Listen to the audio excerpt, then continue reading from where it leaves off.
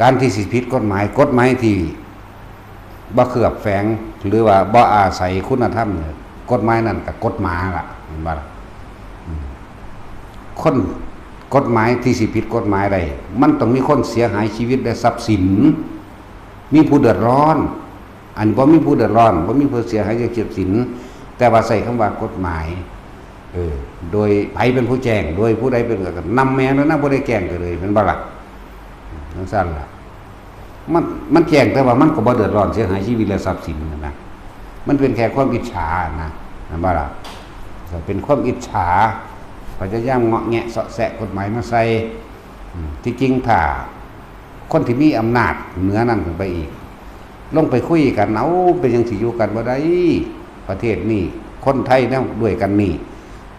มันก็เป็นประชาชนอันเดียวกันนั่นแหละ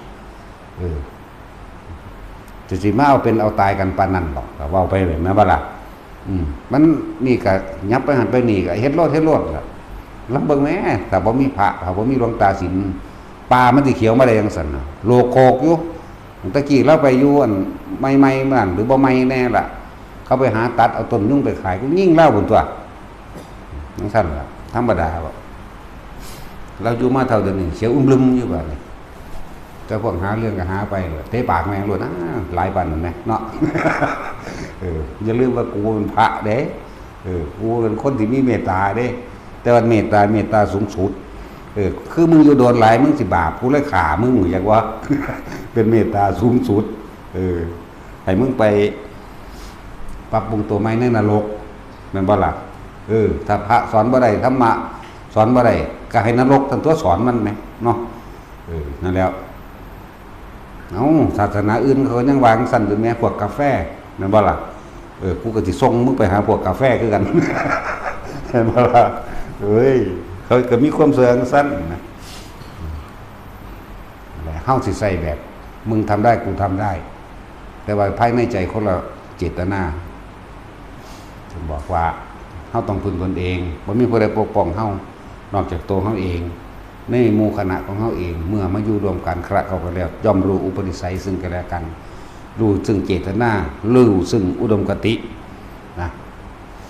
ถึงว่าปกป้องกันเองเป็นหนึ่งเดียวกันร่วมหลายร้อยล้านดวงใจมาเป็นหนึ่งเดียวให้มันได้ เราปกป้องตัวเองจังซี่เขาบอกอาศัยว่ารัฐแบ่งทั้งใดมันสิมาซอยเฮาได้จักแบ่งบ่ เฮาสั่งปัดว่าอารามมานี่บ่เคยมีเงินแม้สลึงหนึ่งสตางค์แดงบ่มีจากหน่วยงานรัฐบาลบ่มีแต่มาจากบุคคลผู้มีศรัทธาแล้วก็เป็นบุคคลที่มาจากความยากจนด้วยบ่มีคนรวยๆทั้งใดมาทุ่มเทอิหยังกับเฮาจากว่าล่ะมีแต่สงเคราะห์คนจนโดยเฉพาะเลยบ่มีเงินก็ใส่แรงใส่ของที่มีอยู่ตามอัตภาพที่มีอยู่มีไม้ก็เอาไม้มีสังกะสีเก่าๆขาดๆก็มามุ่งเพิ่งปิดบังไปเด้เสื้อว่าสิมาได้ซ้ำนี่มันธรรมดาเด้ต้องอาศัยความรักหลักที่มีหลักเลือกโดยเมตตาอาศัยความมีเมตตาซึ่งกันเกิดกลายเป็นความสามัคคีอาศัยความสามัคคีเนี่ยเป็นกำลังเป็นพลังอันยิ่งใหญ่สร้างหยังก็ได้ทำหยังก็ได้บ่นะแล้วก็เกิดกันมาเรื่อยๆถ้าจิตใจบ่สูงส่งดีๆเฮ็ดบ่ได้ดอกนะจิตใจนี่สูงส่งจิตใจนี่ต้องประเสริฐถึงเฮ็ดได้บ่หวังลาภสักการะบ่หวังยุทธธรรมดาศักดิ์บ่แทรกซึมด้วยอามิตรอิหยังบ่มีแต่ความสงสารซึ่งกันและกัน